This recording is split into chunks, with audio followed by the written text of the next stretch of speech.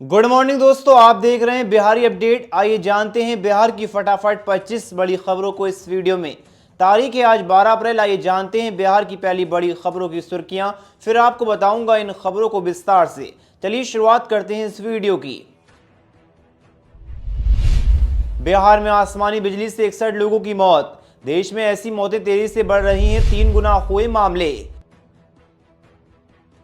बिहार में बेमौसम बारिश से फसलों को भारी नुकसान। कृषि मंत्री ने 24 घंटे में मांगी नुकसान की रिपोर्ट। बिहार कांग्रेस किसी के पीछे नहीं चलेगी, ड्राइविंग सीट पर बैठकर नृत्य करेगी कांग्रेस। सचिन पायलट के बयान से तेजस्वी यादव को बिहार में लगा झटका।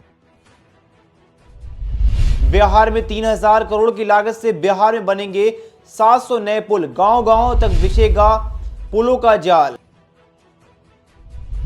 बिहार में 27,370 नए सरकारी पदों को मंजूरी। उर्दू अनुवादक और स्कूल जांच के लिए भी होंगे नए अफसर। बिहार में 12 लाख लोगों को मिलेंगी नौकरियां, 38 लाख लोगों को रोजगार। बिहार चुनाव से पहले डिप्टी सीएम का ऐलान। बिहार के लिए तू तो हानिकारक है, पोस्टर के जरिए आरजेडी ने लॉ एंड ऑर्डर पर नीतीश सरकार को घेरा।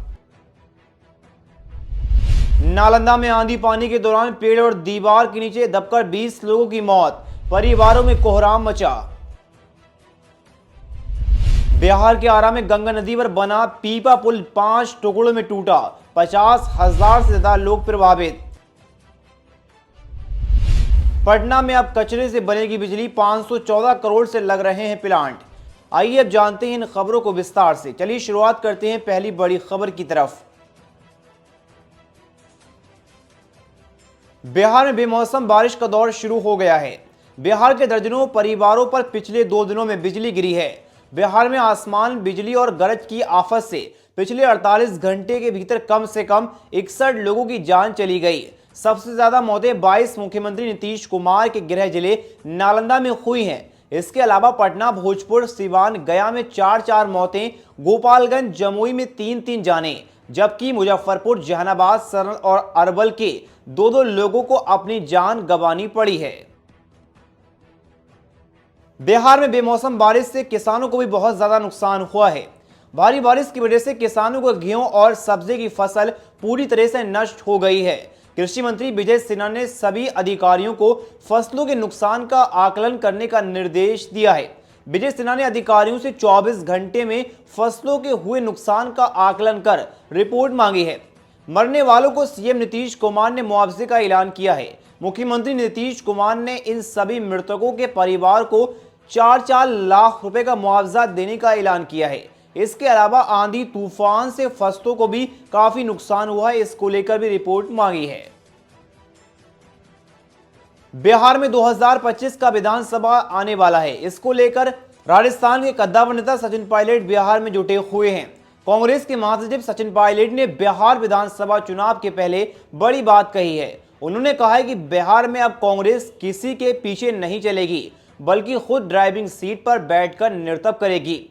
उन्होंने एनडीए सरकार पर सवाल खड़े करते हुए कहा कि इतने दिन से सरकार ने युवाओं के लिए क्या किया है। यहाँ के युवाओं के साथ धोखा हुआ। आज भी बिहार के लोगों को बड़ी संख्या में पलायन करना पड़ता है, यानी दूसरे राज्यों में जाकर नौकरियां करनी पड़ती हैं। न्यूज एजेंसी एएनआई से बातचीत करते हुए उन्होंने अपने बिहार दौरे पर कहा कि बिहार में लाखों की संख्या में पलायन हो रहा है, यानी दूसरे राज्यों में जाकर नौकरियां करनी पड़ रही हैं।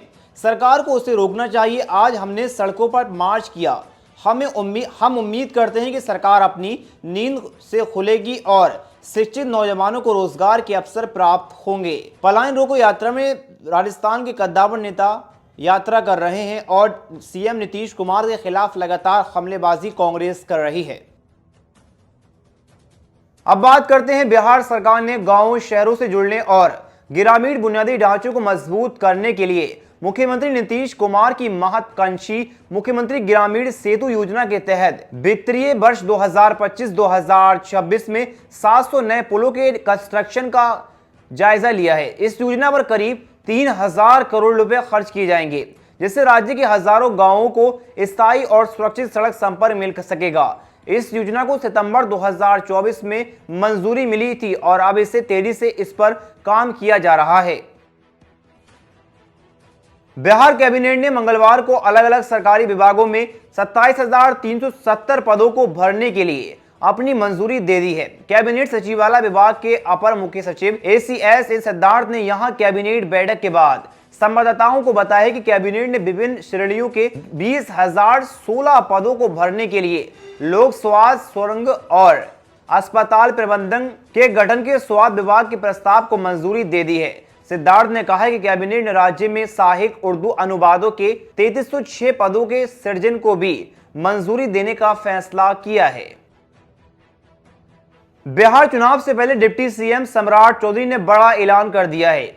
वो वैशाली महोत्सव में कार्यक्रम में शामिल हुए थे, जहां उन्होंने कहा कि बिहार चुनाव से पहले 12 लाख लोगों को नौकरी मिलेंगी और 38 लाख लोगों को रोजगार दिया जाएगा।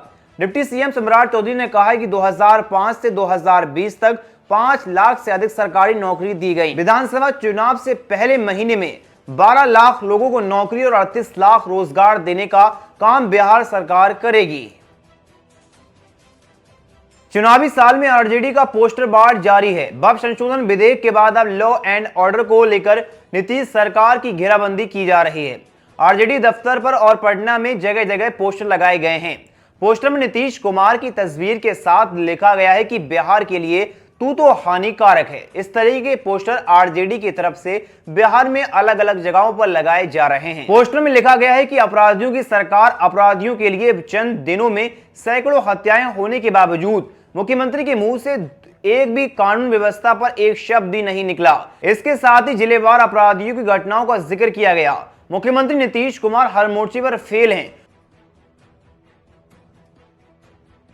बिहार के नालंदा में गुरुवार 10 अप्रैल को आपदा यानी भीषण आंधी तूफान और बारिश के कारण जिले भर में 20 लोगों की मौत हो गई। इसमें अधिकांश की मौत पेड़ गिरने से हुई है। कुछ लोगों ने दीवार के नीचे दबकर जान गंवा दी। इन इलाकों में कुल 20 लोगों की मौत हुई।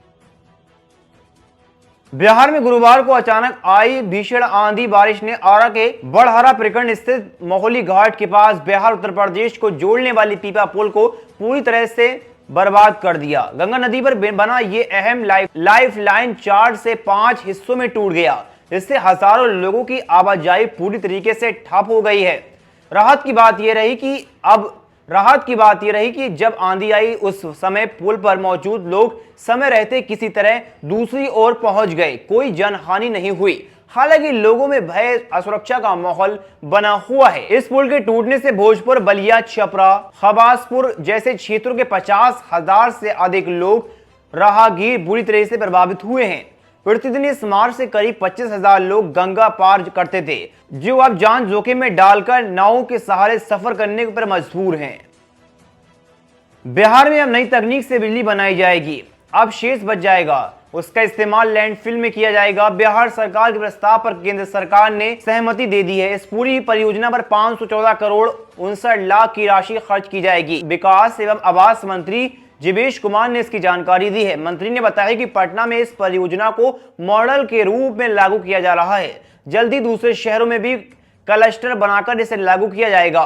राजधानी पटना के रामचक बैरिया में बिहार का पहला ठोस कचरा प्रबंधन क्लस्टर बनाया जाएगा, जिससे बिजली गैस को बनाकर लोगों तक पहुंचाने की कोशिश की जाएगी। ये बिहार के 11 शहरों निकायों के ठोस कचरे से बिजली, बायोगैस, खाद आदि बनाई जाएगी। इसके बाद भी जो अवशेष बच जाएगा उसका इस्तेमाल लैंडफिल में किया जाएगा।